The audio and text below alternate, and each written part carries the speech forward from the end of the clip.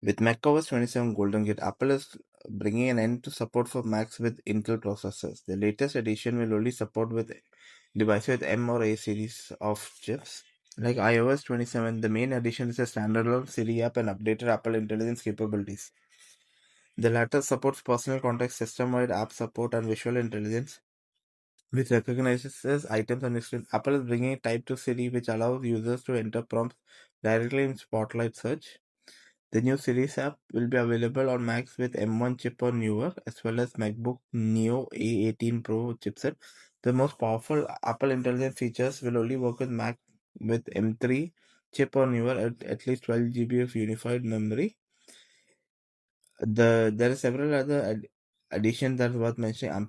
Apple claimed Golden Glade features system level improvements that include quicker airdrop transfer, faster file browsing, and speedy loading in Safari. On the visual side, Apple Liquid Glass is scaled on ensuring readability across the OS and as well as uniformity to taskbar and menu items.